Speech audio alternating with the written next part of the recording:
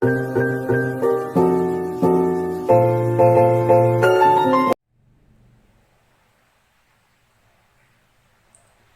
Swastiastu. Selamat datang di video pembelajaran. Untuk pertemuan pada mata pelajaran pemrograman dasar, saya akan membahas mengenai poin pertama, yaitu penerapan alur logika pemrograman pada programan komputer. Terlebih dahulu saya akan memperkenalkan diri. Perkenalkan, saya Ayu Putri Novianti. Anak-anak bisa memanggil saya dengan sebutan Ibu Ayu. Pada pertemuan hari ini yang dilakukan secara daring, karena dilakukan secara daring, Ibu akan membuatkan sebuah video pembelajaran mengenai poin pertama, yaitu penerapan alur logika pemrograman komputer pada mata pelajaran pemrograman dasar. Jadi langsung saja untuk menyimak materi yang akan Ibu berikan. Yang pertama, Ibu akan membahas 4 poin dasar dari pemrograman dasar. Yang pertama ada memahami konsep algoritma dan struktur algoritma. Yang kedua, menyajikan algoritma menggunakan bahasa natural. Yang ketiga, menyajikan algoritma dengan pseudocode dan flowchart. Yang keempat, memahami algoritma percabangan dan perulangan. Ibu harap anak-anak dapat mampu mengerti dan memahami empat materi yang akan Ibu berikan pada video pembelajaran hari ini. Jadi yang langsung saja ke poin pertama, yaitu memahami konsep dan struktur algoritma. Yang pertama, kita harus mengetahui algoritma itu apa. Jadi di sini Ibu akan menjelaskan secara garis besarnya saja.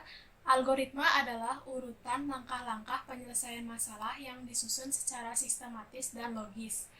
Algoritma dapat diartikan urutan langkah-langkah yang spesifik untuk melakukan suatu pekerjaan. Jadi, dapat dikatakan algoritma itu merupakan suatu urutan langkah-langkah untuk penyelesaian sebuah masalah. Yang kedua, kita akan membahas mengenai konsep algoritma. Jadi konsep algoritma ini terdapat 4 konsep. Terdapat 4 poin dalam konsep algoritma. Yang pertama ada algoritma, yang kedua ada program, yang ketiga ada algoritma pemrograman, yang keempat ada bahasa pemrograman. Jadi pada konsep algoritma ini harus memiliki 4 poin ini, yaitu algoritma, program, algoritma pemrograman, bahasa pemrograman. Ibu akan menjelaskan secara garis besarnya mengenai pengertian dari masing-masing poin tersebut. Yang pertama mengenai algoritma. Algoritma adalah urutan langkah-langkah logis yang digunakan untuk menyelesaikan masalah. Seperti yang tadi Ibu jelaskan, jadi algoritma itu merupakan urutan langkah-langkah untuk penyelesaian sebuah masalah. Yang kedua mengenai program. Program merupakan kumpulan instruksi yang akan dijalankan oleh pemroses, yaitu berupa software. Jadi program itu adalah softwarenya. Pada komputer kan pasti memiliki sebuah software ya. Yang selanjutnya, poin ketiga yaitu algoritma pemrograman. Algoritma pemrograman merupakan langkah-langkah terstruktur yang tepat dan terperinci yang digunakan untuk menyelesaikan sebuah masalah dalam proses perancangan sebuah komputer. Jadi algoritma pemrograman itu merupakan langkah-langkah terstruktur untuk menyelesaikan sebuah masalah dalam perancangan sebuah program. Yang keempat mengenai bahasa pemrograman. Bahasa pemrograman yang berarti bahasa yang digunakan dalam pembuatan sebuah program. Contoh misalnya bahasa pemrograman itu yaitu C++, Pascal, Python, QBasic, Visual Basic, Java, PHP, dan bahasa pemrograman lainnya. Dapat dikatakan dari konsep tersebut, dapat dikatakan sebuah program dihasilkan melalui algoritma dan bahasa pemrograman. Program itu akan ada jika dalam suatu program di dalamnya akan terdapat algoritma dan bahasa pemrograman.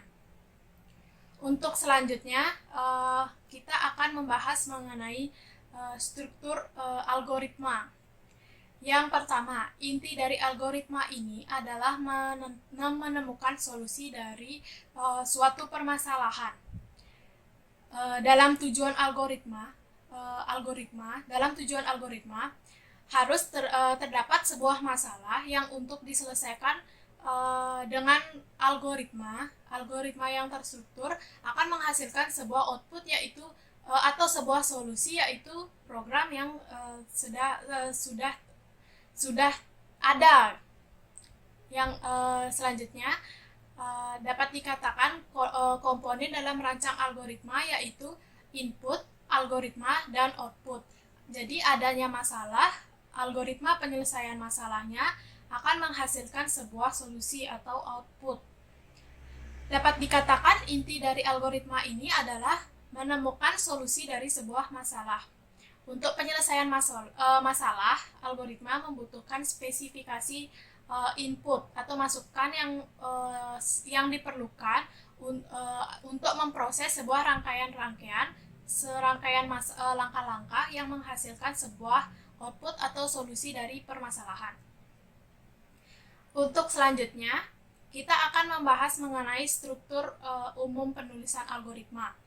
Dalam penulisan algoritma terdapat tiga bagian. Yang pertama ada header, yang terakhir ada deklarasi atau kamus, dan yang ketiga ada bagian deskripsinya. Yang kita akan bahas satu-satu mengenai komponen struktur penulisan algoritma. Yang pertama kita akan membahas mengenai headernya. Header atau dapat dikatakan dengan nama, judul algoritma, bagian kepala atau judulnya, merupakan bagian teks algoritma yang digunakan sebagai tempat mendefinisikan nama program dengan menentukan apakah teks tersebut adalah program, prosedur, dan fungsi. Algoritma memberikan gambaran secara singkat apa tujuan dari algoritma. Misalnya saya berikan contoh yang paling gampang untuk dipahami. Misalnya nih, Ibu berikan contoh pembuatan mie instan. Jadi dalam headernya itu yaitu mie instan enak, misalnya kayak gitu. Jadi judulnya itu mie instan enak. Contohnya seperti itu ya anak-anak. Jadi pada penulisan header ini tidak boleh berisikan spasi. Misalnya mie instan enak itu semua sambung tulisannya, atau mie instan memakai garis bawah, jadi tidak boleh dengan spasi. Untuk yang kedua kita akan membahas mengenai deklarasi atau kamus. Pengertian dari deklarasi atau kamus, bagian tahap persiapan dari algoritma. Jadi pada bagian ini dapat dijelaskan mengenai kebutuhan agar algoritma dapat berjalan. Istilah lainnya di sini itu dapat diisi dengan alat dan bahan yang didefinisikan untuk menyelesaikan jalannya sebuah algoritma. Misalnya dalam seperti contoh yang tadi Ibu berikan mengenai mie instan enak itu, jadi bagian deklarasinya itu kalian harus menyiapkan bahan-bahan yang dibutuhkan, yang diperlukan dalam pembuatan mie instan enak ini. Misalnya contohnya bahannya itu seperti panci, kompor, kayak seperti itulah bahan dan alat dan bahannya. Air, seperti itu untuk membuat sebuah mie instan. Bagian deklarasi contohnya seperti itu. Sama dengan halnya program yang didefinisikan dalam bagian ini, yang termasuk itu yaitu variabel, tipe data, konstanta, nama prosedur. Pada bagian ini kalian harus mulai memilahnya. Untuk selanjutnya yang terakhir adalah yang terakhir dalam struktur penulisan algoritma yaitu bagian deskripsi. Bagian deskripsi ini dijelaskan serangkaian langkah-langkah instruksi atau pernyataan untuk memproses alat dan bahan agar menghasilkan sebuah output yang diharapkan. Jadi pada bagian deskripsi ini yang dilakukan adalah mulai merealisasikannya. Jadi bahan sesuai dengan contoh yang tadi saya ucapkan, misalnya pada bagian deskripsi itu ya dijelaskan bagaimana langkah-langkah untuk membuat sebuah mie instan. Misalnya contohnya langkah pertama, panaskan air pada panci hingga mendidih. Yang kedua, tuang bumbu mie instan ke dalam wadah. Seperti itu merupakan bagian dari deskripsi. Itu merupakan bagian sederhana dari struktur penulisan algoritma. Untuk selanjutnya, kita akan membahas mengenai algoritma menggunakan bahasa natural. Salah satu mempresentasikan algoritma dengan bahasa natural atau bahasa sehari-hari. Algoritma dengan bahasa natural atau bahasa sehari-hari dapat dengan mudah kita jumpai dengan kehidupan kita. Misalnya sebagaimana tugas yang diberikan pada kegiatan belajar sebelumnya. Pada kegiatan belajar kali ini kita akan menyajikan bagaimana algoritma dalam bahasa sehari-hari. Yang pertama selanjutnya kita akan membahas mengenai metode atau bentuk penyajian algoritma. Jadi metode atau bentuk penyajian untuk algoritma itu terdapat 3 metode. 3 metode itu yaitu yang pertama adalah algoritma dengan struktur bahasa Indonesia. Yang kedua, algoritma dengan struktur flowchart. Dan yang ketiga, algoritma dengan pseudocode. Yang pertama kita akan bahas mengenai algoritma dengan struktur bahasa Indonesia.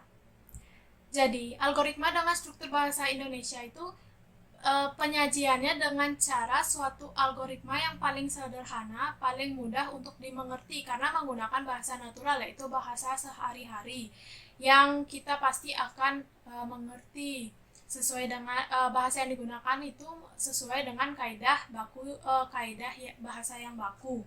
Misalnya contoh dari algoritma dengan struktur bahasa Indonesia sesuai dengan yang saya berikan pada slide ini. Contohnya misalnya menghitung rata-rata 3 buah data.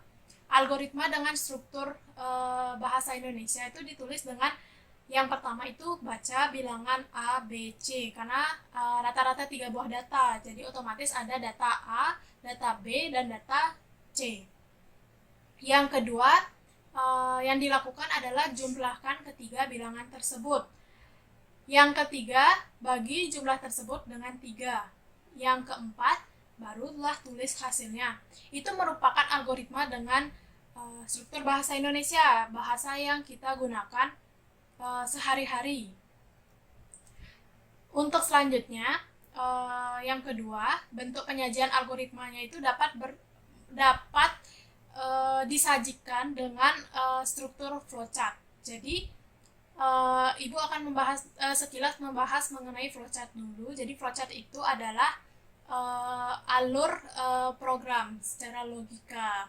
Jadi merupakan bagan yang menunjukkan aliran di dalam suatu program secara logika. Flowchart merupakan alat yang banyak digunakan untuk menggambarkan algoritma dalam bentuk notasi-notasi tertentu. Yang dapat dikatakan flowchart digambarkan mulai dari atas ke bawah atau dari kiri ke kanan. Aktivitas yang digambarkan harus didefinisikan secara hati-hati dan harus dapat dimengerti pembacanya. Yang ketiga, flowchart kapan aktivitas dimulai dan berakhir harus ditentukan dengan jelas. Jadi pada flowchart ini kalian harus menentukan kapan dimulai dan kapan harus berakhir. Yang selanjutnya, setiap langkah dari aktivitas harus diuraikan dengan menggunakan deskripsi kata kerja. Yang selanjutnya, setiap langkah dari aktivitas harus berada pada urutan yang benar. Jadi kalian harus mengurutkan langkah-langkah itu tersebut dengan benar. Yang keempat, lingkup dan range dari aktivitas yang sedang digambarkan harus ditelusuri dengan hati-hati. Percabangan yang memotong aktivitas yang sedang digambarkan tidak perlu digambarkan pada flowchart yang sama. Simbol konektor harus digunakan dan percabangannya diletakkan pada halaman yang terpisah atau hilangkan seluruhnya, Pak, bila percabangan tidak berkaitan dengan sistem. Untuk yang terakhir, gunakan simbol-simbol flowchart yang standar. Jadi, flowchart yang paling sering digunakan adalah flowchart dengan simbol seperti yang saya lampirkan pada slide. Misalnya terdapat terminator, garis alir atau flow line, ada preparation, ada proses, input output data. Itu biasanya paling lumrah sering digunakan pada flowchart. Dan notasi ini merupakan notasi yang paling sering digunakan pada pembuatan flowchart umumnya anak-anak. Untuk selanjutnya, contoh algoritma dengan struktur flowchart. Seperti yang contoh tadi yang kita bahas mengenai menghitung rata-rata 3 buah data. Jadi jika di flowchartkan akan seperti tampilan ini, anak-anak. Seperti tampilan pada slide. Misalnya, yang pertama kita harus ada terminator, yaitu start atau memulai sebuah flowchart harus terdapat start, dan mengakhiri sebuah flowchart harus terdapat selesai. Terminator itu sama-sama dengan notasi terminator seperti yang bagian yang tadi Ibu sudah berikan. Yang pertama, dalam menghitung rata-rata 3 buah data, ada start. Yang kedua adalah notasi input. Inputnya yaitu read, bilangan 1, bilangan 2, dan bilangan 3. Yang ketiga adalah pemrosesan. Proses sebuah data yang sudah di-input, yaitu rata-rata sama dengan bilangan 1, bilangan 2, bilangan 3 dibagi 3. Yang keempat akan menghasilkan sebuah output. Outputnya yaitu print rata-rata. Itu merupakan flowchart singkat sederhana dari sebuah menghitung rata-rata 3 buah data. Pada sebuah flowchart harus diakhiri dengan terminator juga, yaitu dengan kata selesai atau end. Untuk yang terakhir, metode atau bentuk penyajian untuk algoritma yaitu algoritma dengan struktur pseudocode. Jadi pseudocode adalah bahasa yang digunakan untuk menyederhanakan penulisan algoritma. Pseudocode itu bukan merupakan bahasa pemrograman. Penyajian algoritma dengan pseudocode berarti menggunakan kode yang mirip dengan kode pemrograman sebenarnya. Jadi misalnya seperti pada contoh menghitung rata-rata 3 buah data, pada algoritma dengan struktur pseudocode yaitu dapat ditulis dengan start, read bilangan 1, bilangan 2, bilangan 3, rata-rata, bilangan 1, bilangan 2, bilangan plus bilangan 3 per 3 dibagi 3 akan menghasilkan print rata stop. Jadi ditulisnya menurun sama tapi tidak memakai simbol flowchart. Jadi pseudocode itu kode yang mirip dengan pemrograman yang sebenarnya. Untuk selanjutnya, alur logika pemrograman. Logika pemrograman adalah alur pemrograman yang terdiri dari sekumpulan instruksi yang disusun berdasarkan urutan logis tertentu untuk memecahkan suatu masalah. Alur logika pemrograman dibagi menjadi 3 besar. Jadi bagian 3 besar yaitu yang pertama adalah proses perurutan atau sequence proses. Yang kedua, proses percabangan atau selection proses. Proses pengulangan atau looping, iteration proses. Jadi yang pertama akan kita bahas mengenai proses berurutan atau sequential. Jadi pada proses ini, struktur berurutan terdiri dari 1 atau lebih instruksi. Setiap instruksi dikerjakan secara tidak berurutan.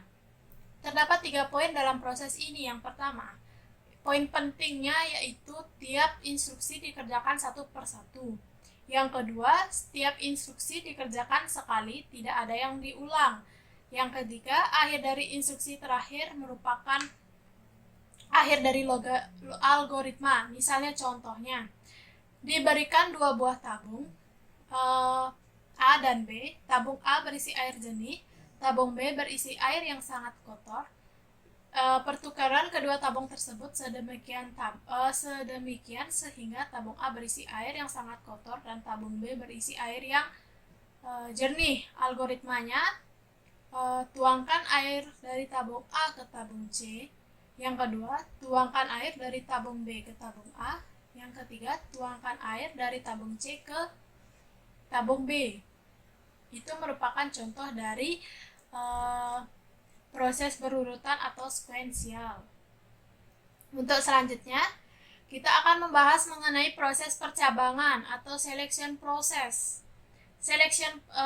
Proses percabangan yaitu kondisi di mana sebuah instruksi tidak dijalankan secara sekuensial, tetapi lebih berdasarkan pada kondisi tertentu yang ditetapkan oleh pembuat program.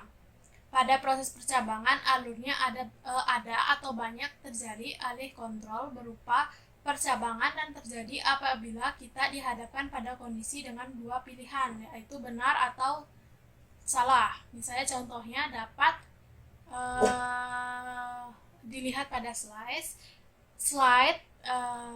Misalnya proses dari sekuensial dapat pada proses selection process dapat dilihat sesuai dengan contoh pada slide ya. Anak-anak bisa mencari beberapa contoh dari proses sequential, selection, atau iteration ini ya. Yang terakhir mengenai proses pengulangan atau looping. Biasanya proses ini jarang sih digunakan dalam pemrograman, tapi kita akan membahas sedikit mengenai proses pengulangan. Algoritma yang berisi langkah-langkah penyelesaian masalah dengan urutan yang logis. Langkah-langkah tersebut dapat berupa runtutan aksi, pemilihan aksi, atau pengulangan aksi. Contohnya seperti pada slide yang sudah saya berikan. Semoga anak-anak memahami sedikit materi. Jika terdapat tutur kata yang salah, saya akhiri dengan terima kasih dan Om Santi Santi Santi Om.